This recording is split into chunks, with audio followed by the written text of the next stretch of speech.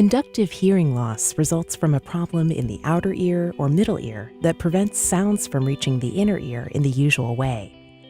While in most cases, conductive hearing loss is temporary, it can be long-term or permanent.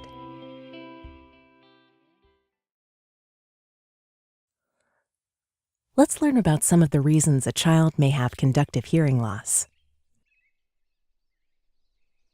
Earwax is produced inside the ear canal to keep the ear healthy and to protect the eardrum. If too much earwax builds up, it can sometimes form a plug that blocks sound from reaching the eardrum. This can create a temporary conductive hearing loss until the earwax is removed. Fluid buildup in the middle ear is common in infants and young children. One common reason is the size and position of the eustachian tube. If this tube becomes swollen or blocked, often due to a cold, negative pressure may start to develop inside the middle ear.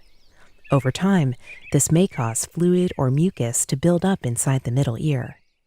This makes it harder for the eardrum and the middle ear bones to move properly and for sound vibrations to reach the inner ear. This can cause a temporary conductive hearing loss until the middle ear fluid goes away on its own or is treated. Some children are born with a structural difference of the outer or middle ear.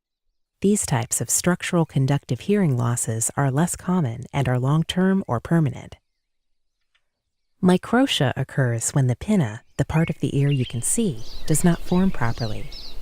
Microtia alone does not necessarily cause hearing loss. However, many children with microtia also have a missing or narrow ear canal. This is called atresia or stenosis. When the ear canal is absent or significantly narrow, sound is blocked from entering the ear. In other cases of structural conductive hearing loss, the middle ear bones may not be formed typically, which means that sound is not transmitted in the usual way to the inner ear. With all types of conductive hearing loss, once sounds are loud enough to reach the inner ear works in the usual way.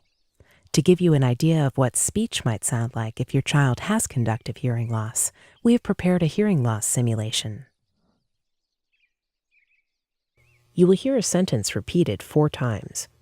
The first sentence is an example of how speech may sound for a child with severe conductive hearing loss. The second sentence is an example of hearing with a moderate conductive hearing loss.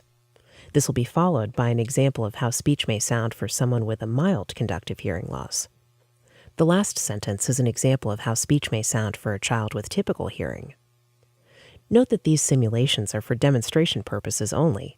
Your audiologist can talk to you about your child's hearing levels.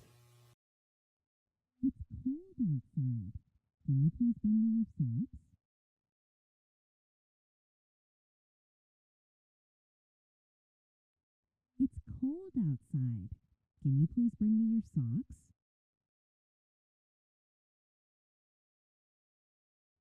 It's cold outside. Can you please bring me your socks?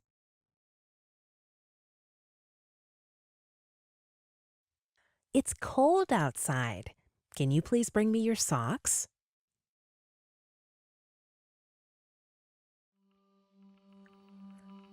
Talk to your doctor or contact your local audiology clinic if you have concerns or questions about your child's ears or hearing. If your child has permanent conductive hearing loss, it is important to become involved with early services to support communication and language. Your healthcare team is available to support and guide you every step of the way. Parents tell us it is also very helpful to talk to other parents of children who are deaf or hard of hearing and to meet adults who have grown up deaf or hard of hearing. Your audiologist and early intervention team can help you make these connections.